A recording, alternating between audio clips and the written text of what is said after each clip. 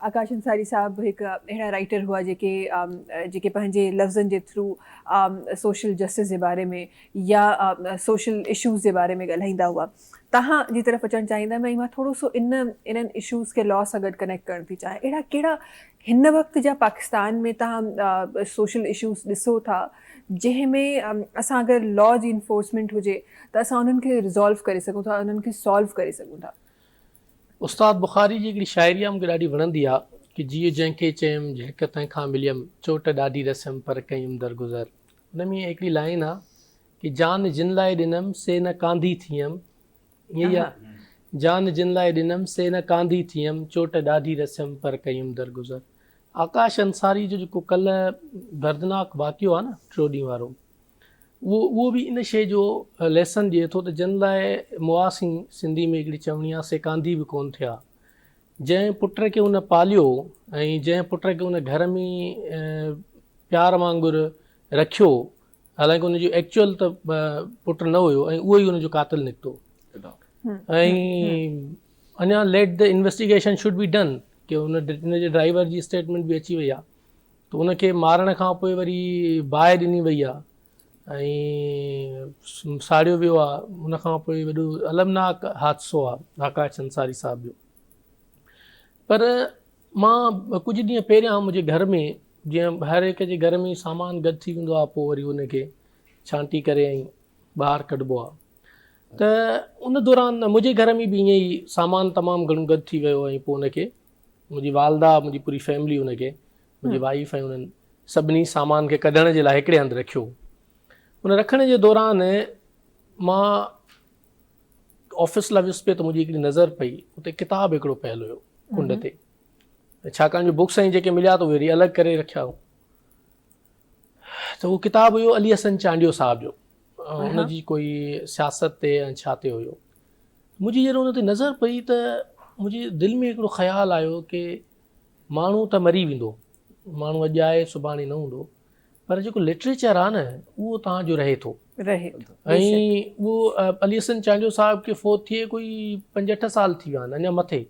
हिकिड़ो वॾो सियासत जो नालो हुयो, पर अॼु उनजो किताबु, छाकाणि जो मूंखे उन गिफ्ट कयो उन दौर में, ऐं उहो किताबु अॼु पयल हुयो, उहो घर में उहो मां खणी वरितो, ॾिसी वरितो, यादि अची वियो अली हसन चांडियो साहब, अल्लाह पाक उनजी मग़फ़िरत फरमाए। अहिड़े नमूने आकाश अंसारी साहब जूं एतिरियूं शाइरियूं आहिनि जो, पर ॻाल्हि इहा आहे त असां बहसियत क़ौम क़बर परस्त आहियूं ऐं उन वक़्तु जॾहिं ज़िंदा माण्हू आहे त उनखे ट्रिब्यूट कोन था ॾियूं ऐं उन खां पोइ असां उन ते कयूं था। त तव्हां चयो न जेको सोशल इशूज़ हिन वक़्तु वॾे में वॾो इशू जेको आहे न उहो फैमिलीज़ डिसऑर्गनाइज़ थियनि पियूं, जेके ख़ानदान आहिनि उहे तबाह थियनि पिया। ऑफ द रिकॉर्ड बि साईं सां डिस्कस थियो त इहे जेके ख़ानदान आहिनि उहे तबाह थियनि पिया, उहे वैल्यूज़ असांजूं तबाह थियनि पियूं ऐं इन वैल्यूज़ तबाह थियण जो हिकिड़ो ई जेको आहे न उहो मुंहिंजी नज़र में जेको रीज़न आहे न उहो असां जेका असांखे मज़हब बि चवे थो ऐं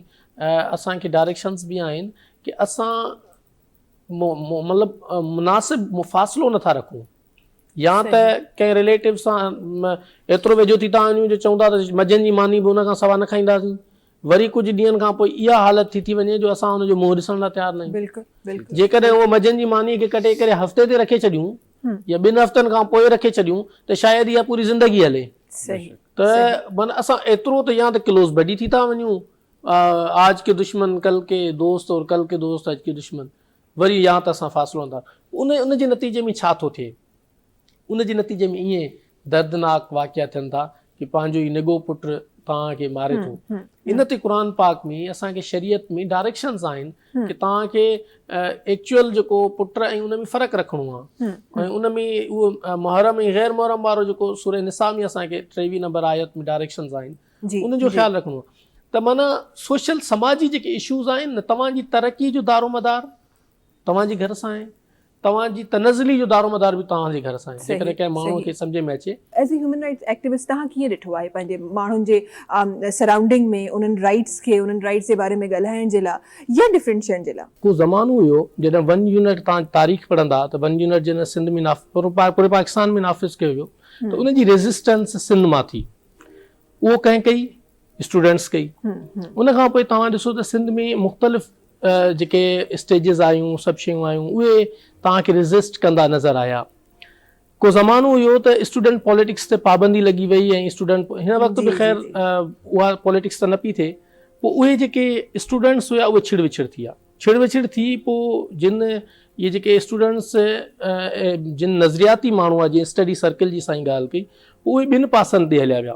उहे या त विया सहाफ़त में या विया वकालत में। सही ऐं माज़ी में इहो चयो वेंदो त जेकॾहिं तव्हां कुझु नथा करे सघो त मास्टर थियो या वकील थियो। माज़ी में इहा प्रैक्टिस हुई।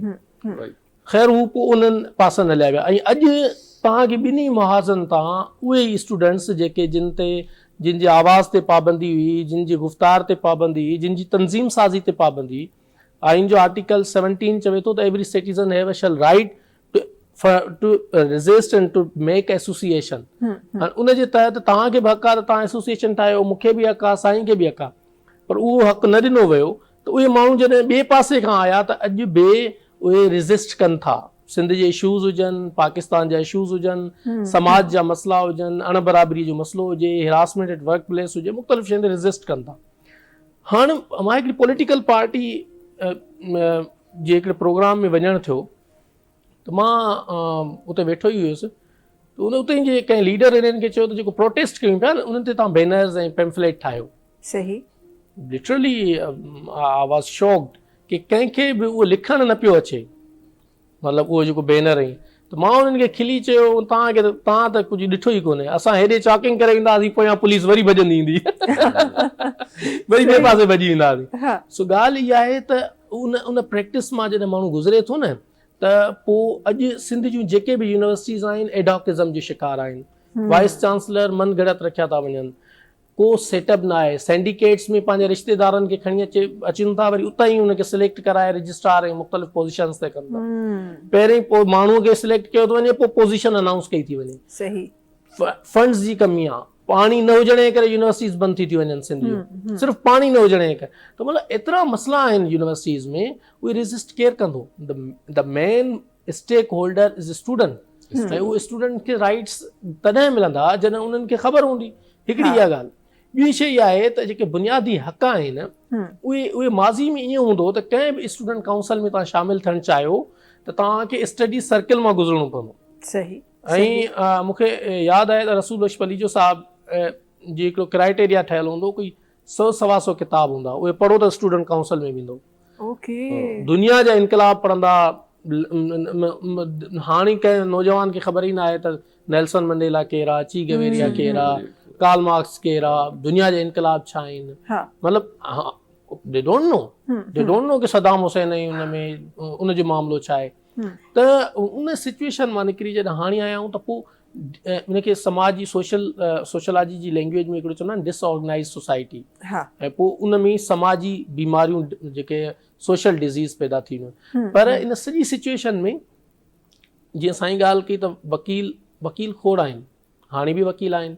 तव्हां उन्हनि सां वियो त दे डोंट फील लाइक के दे आर दी इन अ प्रोफेशन ऑफ लॉर्ड्स। ऐं कुझु अहिड़ा आहिनि तव्हां उन्हनि सां वियो तव्हांखे लॻंदो त चीफ मिनिस्टर बि न थियणु घुरिजे, वकील थियणु घुरिजे। मतिलबु उहो डिपेंड करे थो। मतिलबु खोड़ अहिड़ा डॉक्टर्स आहिनि जेके MBBS BDS करे तव्हां उन सां वियो तव्हांखे लॻंदो त कमाल जे प्रोफेशन में। त माना सभु शयुनि जो जेको कंक्लूजन आहे न उहो पंहिंजी ज़ात ते आहे। जीअं तव्हां चयो, साईं चयो त जेतिरो माण्हू पंहिंजो पाण ते इन्वेस्ट करे, ऐं उहो सिर्फ़ु फाइनेंशियली इन्वेस्ट न हूंदो आहे, हिकिड़ो रूहानी इन्वेस्ट हूंदो आहे, इंटेलेक्चुअल लेवल जो इन्वेस्ट हूंदो आहे। छाकाणि जो हिन वक़्तु करप्शन, लिक्विड करप्शन घटि थी थिए, जेका पैसनि वारी करप्शन एॾी न आहे।